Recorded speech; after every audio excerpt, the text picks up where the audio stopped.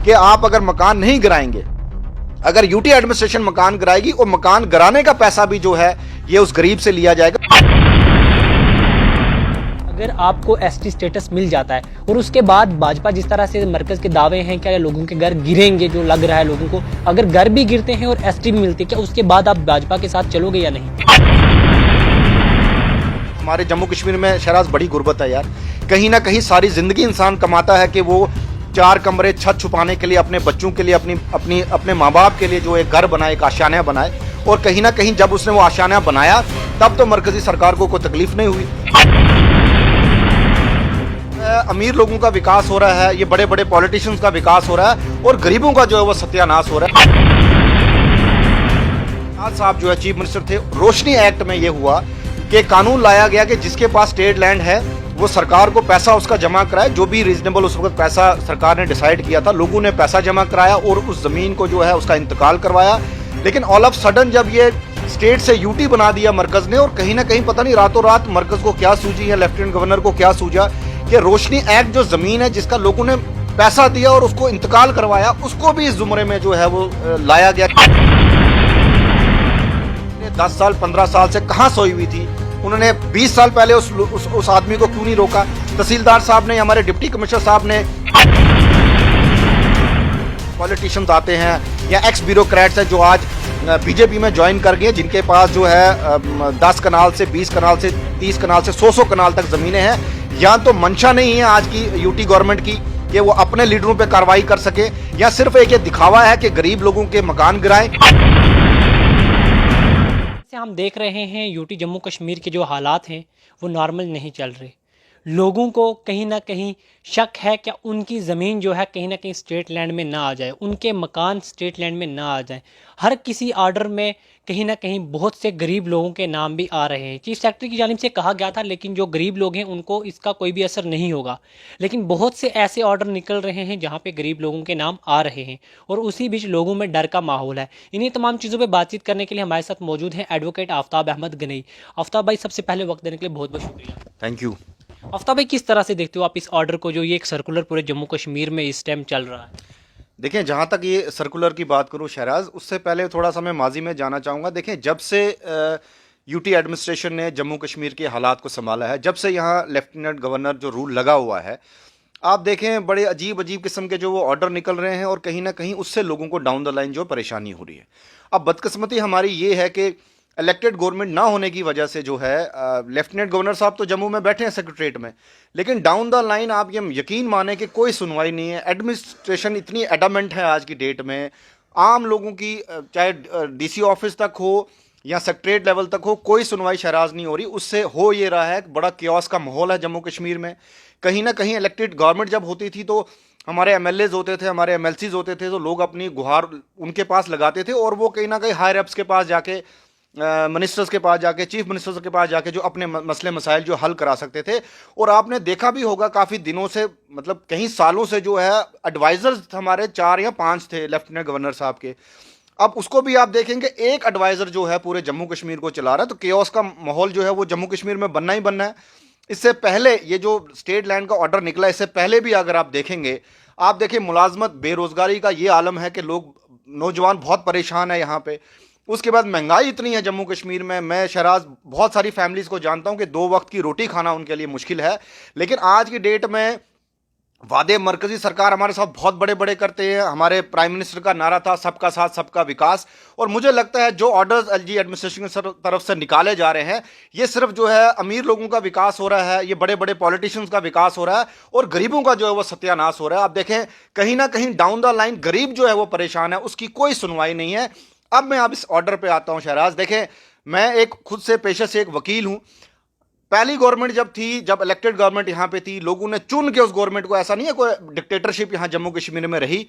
इससे पहले जब हमारी रियासत होती थी, हमारी यहाँ इलेक्टेड गवर्नमेंट थी, उस वक्त मुझे याद है कि हमारे आज़ाद साहब जो है चीफ मिनिस्टर थे, रोशनी एक्ट में ये हुआ कि कानून लाया गया कि जिसके पास स्टेट लैंड है वो सरकार को पैसा उसका जमा कराया, जो भी रीजनेबल उस वक्त पैसा सरकार ने डिसाइड किया था, लोगों ने पैसा जमा कराया और उस ज़मीन को जो है उसका इंतकाल करवाया। लेकिन ऑल ऑफ सडन जब ये स्टेट से यूटी बना दिया मरकज ने, और कहीं ना कहीं पता नहीं रातों रात मरकज को क्या सूझी या लेफ्टिनेंट गवर्नर को क्या सूझा कि रोशनी एक्ट जो ज़मीन है जिसका लोगों ने पैसा दिया और उसको इंतकाल करवाया, उसको भी इस जुमरे में जो है वो लाया गया कि भाई उनको उनकी ज़मीनें भी जो है खाली करा दी गई, कराने जाने के वो जो है ऑर्डर्स निकाले जा रहे हैं। देखिए शहराज, कानूनी तौर से रोशनी एक्ट में जो लोगों को उनका मालकाना हक मिला, मुझे समझ में नहीं आता ये जो मालकाना हक दिया ये सरकारों ने दिया। अब लेफ्टिनेंट गवर्नर रोशनी एक्ट को ख़त्म करने की कगार पे है, जो भी उसमें उसको उस जुमरे में लाया है। और शहराज देखें, स्टेट लैंड की मैं जहाँ तक बात करूँ, ये स्टेट लैंड पे जो लोगों ने, जिनके पास 10 मरले है या 1 कनाल है या 15 मरले है, लोगों को 10-10, 15-15, 20-20 साल हो गए उस पर काबज़। और कहीं ना कहीं जो दुकानें लोगों ने बनाई हैं वो अपने बाल बच्चों को पालने के लिए वो दुकानें बनाई है। मैं ये सरकार से सवाल करना चाहता हूँ, सरकार पिछले 10 साल 15 साल से कहाँ सोई हुई थी? उन्होंने 20 साल पहले उस आदमी को क्यों नहीं रोका? तहसीलदार साहब ने, हमारे डिप्टी कमिश्नर साहब ने, आज जो है पुलिस जबरन अगर दुकानें या मकान गिराने जा रहे हैं ये रेवेन्यू डिपार्टमेंट वाले, ये उस वक्त कहाँ सोए हुए थे जिस वक्त उस मेरे भाई ने, उस मेरे बुजुर्ग ने उस पहाड़ पे या उस रोड साइड कहीं भी जहाँ ये कह रहे हैं अगर उसने मकान बनाया या दुकान बनाई तो टाइमली उस वक्त उनको रोक लेना चाहिए था। अगर उसको 10 साल पहले, 20 साल पहले नहीं रोका गया और 20 साल से वो बंदा उस मकान में जो बस रहा है और आज अचानक गवर्नमेंट ने ऑर्डर पास किया कि आप 3 दिन में जो है वो अपने मकान या दुकानें खाली कर दें, तो ये बड़ी बदकिस्मती है जम्मू कश्मीर की, और इसको कहीं ना कहीं आज का नौजवान जो बर्दाश्त नहीं करेगा। आफ्ताब भाई, बात करें जिस तरह से चीफ सेक्रेटरी ने भी कहा, उन्होंने भी यही कहा कि इसमें जो लैंड माफिया है उन पे हम कब्जा करने जा रहे हैं, और उसी चीज़ में बहुत से पॉलिटिशियंस के अब नाम सामने आए जिसमें 4 एक्स मिनिस्टर्स के नाम है। लेकिन अब कहीं ना कहीं ये भी लग रहा है कि बड़े लैंड माफियाओं के पीछे लगे हुए हैं। क्या आपका कहना है कि जिन पॉलिटिशियंस को भी लाया गया वो बीच में बस शो काज, क्योंकि बहुत से लोग ऐसा कह रहे हैं कि वो पॉलिटिशियंस के नाम इसीलिए लाए, मरकज बताना चाहती है कि हम बड़े लैंड माफिया के खिलाफ भी ऑर्डर है इसको इम्प्लीमेंट करने जा रहे हैं। देखिए शहराज भाई, मरकज़ तो शुरू से ये कह रही है कि नहीं जी जम्मू कश्मीर में बहुत गलत हो रहा था, जम्मू कश्मीर में बहुत गलत हो रहा था, ये जो आर्टिकल्स हटाए गए इसीलिए हटाए गए। लेट इट भी, बहुत सारे जम्मू कश्मीर के लोगों ने इसको वेलकम भी किया। चले जी, अगर मरकज़ी सरकार कुछ कह रही है कि हम बहुत बेहतरीन डेवलपमेंट जो है जम्मू कश्मीर के नौजवानों के लिए, वहाँ के इलाके के लिए करने जा रहे हैं, आप देखें स्टेट से हमें यूटी बना दी, हमने उसका भी वेलकम किया। चलो, अगर हमारे यहाँ के लोगों ने कुछ गलत किया है, अब हमारी स्टेट जो है यूटी बन के मरकज़ के अंडर चली गई, कहीं ना कहीं मरकज़ी सरकार जो है हमारी बहुत अच्छे तरीके से देखभाल करेगी और डेवलपमेंट करेगी। शहराज, किसी ने उनको रोका नहीं। आज हो गए हैं 5 साल, लेफ्टिनेंट गवर्नर जो है यहाँ यूटी बना दी गई हमारी इस रियासत को। 5 साल से जो गवर्नर रूल लगा है, मुझे बताएं किस नौजवान ने, किस बाशिंदे ने इनको रोका हुआ है कि आप जो है बड़े लोगों पे कार्रवाई ना करें? मैं ये चाहता था, या हम लोग ये देखना चाहते थे, ये जो स्टेट लैंड की बात कर रहे हैं, चले किसी गरीब के पास 10 मरले होगी, 5 मरले होगी। आप देखें जो अभी इन्होंने पॉलिटिशियंस की, ब्यूरोक्रेट्स की लिस्ट निकाली है जिसमें हज़ारों कैनाल, ये खुद का है स्टेट गवर्नमेंट या यूटी ने, कि कहीं ना कहीं ब्यूरोक्रेट्स और पॉलिटिशियंस के पास, किसी के पास 10 मरले है, किसी के पास 10 कनाल है, किसी के पास 20 कनाल है। तो लेफ्टिनेंट गवर्नर साहब को किसी ने नहीं रोका। लेकिन मैं ये समझता हूं क्योंकि उसमें बीजेपी के बहुत सारे पॉलिटिशियंस आते हैं या एक्स ब्यूरोक्रेट्स हैं जो आज बीजेपी में ज्वाइन कर गए, जिनके पास जो है 10 कनाल से 20 कनाल से 30 कनाल से 100 कनाल तक ज़मीनें हैं। या तो मंशा नहीं है आज की यूटी गवर्नमेंट की कि वो अपने लीडरों पे कार्रवाई कर सके, या सिर्फ एक ये दिखावा है कि गरीब लोगों के मकान गिराएं और गरीब लोगों की दुकानें गिराएं और हाई कोर्ट को ये खुश कर दें कि नहीं जी हमने कहीं ना कहीं स्टेट लैंड वापस ले ली है। तो मैं समझता हूँ बिल्कुल नौजवान शाना बशाना लेफ्टिनेंट गवर्नर के साहब के साथ है, वो कार्रवाई करें उन लोगों पे, उन पॉलिटिशियंस पे जिनके पास स्टेट लैंड है। कौन रोक रहा है उनको? कोई, किसी ने नहीं उनको रोका, और नौजवान उसका बिल्कुल साथ देने के लिए तैयार है। आफ्ताब भाई, इन तमाम चीज़ों से गरीब लोगों पे कितना असर पड़ेगा? देखिए गरीब, शराज, आप किसी को 2 वक्त की रोटी ना दें, वो कहीं ना कहीं बर्दाश्त कर सकता है। इंसानियत जो साइंटिफिकली ना, आप 5, 6, 10 दिन तक भूखे रह सकते हैं, लेकिन आप किसी गरीब का छत जो है वो उससे छीन लेंगे, उसका आशियाना उससे छीन लेंगे। इंसान की यहाँ जो हमारे जम्मू कश्मीर में शराज बड़ी गुर्बत है यार। कहीं ना कहीं सारी ज़िंदगी इंसान कमाता है कि वो 4 कमरे, छत छुपाने के लिए, अपने बच्चों के लिए, अपने माँ बाप के लिए जो एक घर बनाए, एक आशियाना बनाए, और कहीं ना कहीं जब उसने वो आशियाना बनाया तब तो मरकजी सरकार को कोई तकलीफ नहीं हुई, तब तो यहाँ यूटी गवर्नमेंट को कोई तकलीफ नहीं हुई। अचानक जो है आज रातों रात जो है सेक्रेटरीट में बैठ के मुझे पहले ये हमारी बदकिस्मती है कि बाहर के जितने भी ऑफिसर्स आए हैं वो हमारे जम्मू कश्मीर के टोपोग्राफी को जानते नहीं हैं। आप देखें इस वक्त बर्फबारी का दौर है, हमारे पहाड़ों पे इतनी सर्दी है और कहीं ना कहीं अचानक ये ऑर्डर निकालते हैं कि भाई 3-4 दिन में आप मकान खाली कर दो। और शहराज उससे शर्म की बात यूटी गवर्नमेंट के लिए ये है, ये ऑर्डर में मैंने पढ़ा कहीं ना कहीं नायब तहसीलदार चाहे पुंछ के हैं या मंडी के हैं, उन्होंने ऑर्डर निकाला था कि आप अगर मकान नहीं गिराएंगे, अगर यूटी एडमिनिस्ट्रेशन मकान गिराएगी और मकान गिराने का पैसा भी जो है ये उस गरीब से लिया जाएगा, तो ये बड़ी शर्म की बात है। और इसको आज का नौजवान शहराज, मैं आपके मीडिया के वजादत से एलजी एडमिनिस्ट्रेशन से गुजारिश करता हूं, आज का नौजवान जो बर्दाश्त नहीं करेगा। अगर आप जम्मू कश्मीर के हालात ठीक रखना चाहते हैं आपको इस ऑर्डर को विड्रा करना पड़ेगा, नहीं तो आप सोचेंगे किसी का गरीब का घर गिरा के, किसी गरीब की दुकान गिरा के जो है लोकल एडमिनिस्ट्रेशन जो चैन से बैठेगी, यहाँ का नौजवान जो उस एडमिनिस्ट्रेशन को चैन से बैठने नहीं देगा। आफ्ताब बात करें कुछ अरसा पहले जो राजौरी पुंछ की खासकर बात करें तो यहाँ पे 2 मार्च निकले थे, एक ट्राइबल बचाओ मार्च था, एक धन्यवाद यात्रा थी, जिसमें जो लोग थे वो अपनी एसटी लेने और देने के चक्रों में तो पड़ गए थे, लेकिन आज वो लोग कहीं ना कहीं खामोश दिख रहे हैं, आज वो चीज़ें सामने आके नहीं कर रहे। क्या लगता है कि यहाँ पे सिर्फ अपने ज़ाती मुफायद के लिए तमाम चीज़ें की जाती हैं? देखिए शहराज, पॉलिटिकली क्या होता है, जब भी किसी कौम को, जब भी किसी इलाके को उसका फ़ायदा होता है, मैं चाहे पहाड़ी तबके की बात करूँ, पहाड़ी कबीला को जब हमारे होम मिनिस्टर ने, मरकजी सरकार ने ये कहा कि आपको एसटी ज़ुमरे में जो शामिल किया जाएगा, और उसमें उन्होंने 2-3 कदम उठाए भी, और उसी का शुक्रिया अदा करने जो है धन्यवाद मार्च जो है पहाड़ी कबीले की तरफ से निकाला गया। ठीक है, जब गवर्नमेंट को अच्छा काम करती है तो हमने हमेशा गवर्नमेंट का वेलकम किया, चाहे वो मरकजी सरकार हो चाहे वो एलजी एडमिनिस्ट्रेशन हो। गुजर बरादरी को लगा कहीं ना कहीं हमारा एसटी स्टेटस छीना जा रहा है, उन्होंने जो है एसटी बचाओ मार्च उसमें निकाला। लेकिन बदकिस्मती हमारी ये है कि ये वो सराज कहते हैं ना, सेल्फिश इंटरेस्ट है, कबीले को बचाने के लिए या उसको फ़ायदा देने के लिए। ठीक है, दोनों कबीलों की तरफ से जो है वो एक तरफ से धन्यवाद यात्रा निकाली गई, दूसरी तरफ से एसटी बचाओ मार्च निकाला गया। लेकिन आज जो है ये घरों से जो निकालने की साजिश एलजी गवर्नमेंट करने जा रही है, तो मैं गुजारिश करूंगा अपने पहाड़ी कबीला से भी और अपने गुजर बकरवाल कबीला से भी, उनको भी यकजहती का मुजाहरा करना पड़ेगा।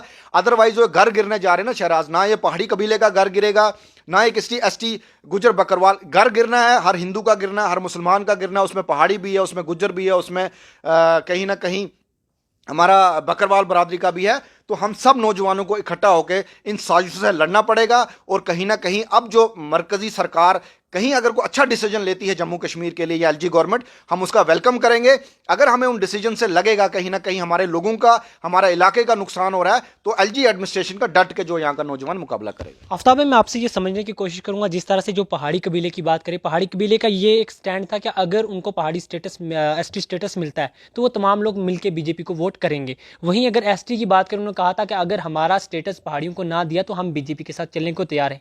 सवाल ये रहेगा कि अगर आपको एसटी स्टेटस मिल जाता है और उसके बाद भाजपा जिस तरह से मरकज के दावे हैं, क्या लोगों के घर गिरेंगे, जो लग रहा है लोगों को, अगर घर भी गिरते हैं और एसटी भी मिलती है, क्या उसके बाद आप भाजपा के साथ चलोगे या नहीं? देखें शहराज, आप तो वही बात कर रहे हैं कि मेरे अल्लाह ताला ने मेरे 2 हाथ दिए हैं और एक हाथ मेरा गवर्नमेंट काट देगी और दूसरे हाथ से मैं काम करूंगा, ऐसा नहीं चलेगा। देखें, जहां तक एसटी स्टेटस की बात है वो पहाड़ी कबीले का हक है। अगर मरकजी सरकार मार्च में जो सेशन आने वाला है, अगर मरकजी सरकार हमें शेड्यूल ट्राइब का स्टेटस देती है, कहीं ना कहीं भाजपा को उसका फायदा मिलेगा। लेकिन भाजपा को इस मैं कहता हूं अंधेरे में नहीं रहना चाहिए कि एक तरफ से अगर वो एसटी का फायदा देंगे और दूसरी तरफ से हमारे गरीबों को, मकानों को गिराया जाएगा, तो ये नौजवान यहाँ का बर्दाश्त नहीं करेगा। हम अपने जिस्म के जो हर हिस्से को जो वो सलामत रखना चाहते हैं, चाहे वो हमारी टांगे हो, हमारे बाजू हो, अगर एक बाजू को काटा जाएगा और दूसरे बाजू से फायदा लेने की कोशिश करेंगे, वो उनको फायदा नहीं मिलने वाला। आफ्ताब भाई, लगातार पुंछ में भी अब प्रोटेस्ट स्टार्ट हो चुके हैं। कल जम्मू कश्मीर अपनी पार्टी की जानिब से प्रोटेस्ट किया गया, कहीं ना कहीं पीडीपी के भी कुछ वर्कर्स ने प्रोटेस्ट किया, आज कांग्रेस की जानिब से प्रोटेस्ट है। आपको नहीं लगता पार्टी बेस्ड सिस्टम को छोड़ के सबको एकजुट आके खड़ा होना चाहिए? देखें, हमारी जम्मू कश्मीर की यही शहराज बदकिस्मती रही है। कहीं ना कहीं हमारे जो जितने भी पॉलिटिशियंस, हम कहते हैं भाजपा का मुकाबला कर रहे हैं, तो मुझे नहीं लगता ता क़यामत तक जो है ये हमारी जितने भी ये स्टेट या यूटी की जितनी भी पॉलिटिकल पार्टीज़ हैं ये भाजपा का मुकाबला कर सकती है। उसमें एक रीज़न मैं बताना चाहता हूँ। देखें, एनसी का अपना सेल्फ इंटरेस्ट है, पीडीपी का अपना सेल्फ इंटरेस्ट है, अपनी पार्टी का अपना सेल्फ इंटरेस्ट है, कांग्रेस का अपना सेल्फ इंटरेस्ट है। आप ठीक कह रहे हैं, जो एजिटेशन होने जा रहे हैं, अपनी पार्टी अपना एजिटेशन निकाल रही है, आज जो है कांग्रेस वाले अपना एजिटेशन निकाल रहे हैं, एनसी वाले अपनी बयानबाजी कर रहे हैं, पीडीपी वाले अपने बयानबाजी कर रहे हैं, तो बदकिस्मती हमारे इलाके की यही है जिसका भाजपा जो फायदा उठा रही है। इन सब पार्टीज को क्लब होकर जो है इन गरीबों के हक की लड़ाई करनी चाहिए, क्योंकि 1 और 11 होते हैं शहराज। जब तक ये सब पॉलिटिकल पार्टीज मिल के जम्मू कश्मीर के लिए आवाज़ नहीं उठाएंगी, तो मुझे लगता है आने वाले टाइम में अगर मैं ये इंडिविजुअली कहूं कि आफ्ताब गनी जो है जम्मू कश्मीर के लिए बहुत बड़ा कोई चीज़ करने वाला है या जम्मू कश्मीर को बचा लेगा, तो वो पॉसिबल नहीं है जब तक सब लोग मिल के जो है एक प्लेटफॉर्म पे आके गलत के लिए जो है लड़ाई नहीं करेंगे। तो आने वाला टाइम देखना पड़ेगा, और मुझे उम्मीद भी यही है अगर कहीं ना कहीं सब पॉलिटिकल पार्टीज इकट्ठा होकर जो है ये लड़ाई लड़ती हैं तो इंशाल्लाह ये जंग हम जीत जाएंगे। आफ्ताब भाई, क्या ये कहा जा सकता है कि जितने भी ये पॉलिटिकल लीडर्स हैं इस वक्त गरीबों के नाम पे अपनी सियासत चमकाने की कोशिश कर रहे हैं? देखें, भाजपा ने तो मौका दे दिया शहराज। अगर भाजपा ये ऑर्डर नहीं निकालती, क्यों ना कहूं, ये सब बैकफुट पे पॉलिटिकल जितनी भी पार्टीज हैं बैकफुट पे जा रही थी। देखिए 30 साल से जो है नेशनल कॉन्फ्रेंस ने हुकूमत की, उसके बाद जो है 12 से 13 साल जो है पीडीपी ने हुकूमत की, तो इन लोगों ने भी बहुत जुल्म किया है जम्मू कश्मीर पे। सबसे ज़्यादा नुकसान अगर हुआ है भाजपा को तो आए हुए कहीं ना कहीं 5, 6, 7 या 8 साल हो गए, यूटी एडमिनिस्ट्रेशन को तो 5 साल हो गए। तो हमारा जो नुकसान हुआ है पिछला, कहीं ना कहीं बीजेपी ने मौका दे दिया है। और ये जो ऑर्डर पास किया, अगर बड़े बड़े लोगों के ज़मीनों को खाली कराया जाता तो लोगों को कोई एतराज़ नहीं था, क्योंकि स्टेट लैंड, देखें एक शराज हमको एक समझना पड़ेगा, और मैं आपके चैनल के माध्यम से जो हमें सुनने वाले उनको भी एक चीज़ समझाना चाहता हूँ। सरकार को कभी कुछ, अब जैसे मंडी की बात करूँ, हमें डिग्री कॉलेज मिले हुए 5 साल हो गए, हमारे पास सरकारी ज़मीन वहाँ खाली कोई नहीं है, और 5 साल से जो है सरकार हमारा डिग्री कॉलेज जो है मंडी में नहीं बना सक रही। कहीं ना कहीं सरकार को भी नुकसान हो रहा है अगर उसके पास स्टेट लैंड नहीं है। हम भी सरकार से यही गुहार लगा रहे हैं कि आप स्टेट लैंड लें, उन लोगों से स्टेट लैंड है जिनके पास 10 से 20 से 15 कनाल से ऊपर ज़मीनें हैं, जिनके पास 10 मरले 15 मरले, उनको जो मालकाना हक दिया जाए। और नुकसान ये हुआ है कि कहीं ना कहीं ये जो कमिश्नर सेक्रेटरी रेवेन्यू की तरफ से ऑर्डर निकाला गया कि आप जाएं जी पहाड़ों पे, जो बेचारा एक गरीब ने कोई घर बनाया है 3 दिन के अंदर 4 दिन के अंदर उनको गिरा दिया जाए। उससे क्या हो गया, बाकी पॉलिटिकल पार्टीज को सियासत करने का मौका मिल गया है। और आप देख रहे हैं कि पिछले 2-4 दिनों से हैं बड़ी मतलब बड़े लेवल पे जो है पॉलिटिक्स की जा रही है, चाहे वो बीजेपी हो, ये एनसी हो, पीडीपी हो, कांग्रेस हो।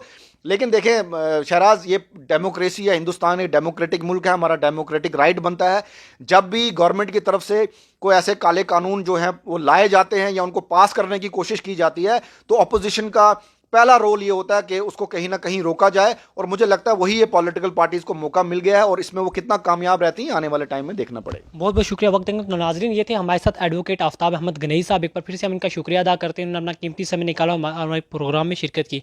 उम्मीद है आपको हमारा प्रोग्राम पसंद आएगा। हमारे मजीद वीडियोज़ देखने के लिए हमसे बने रहें। खुदा हाफिज़।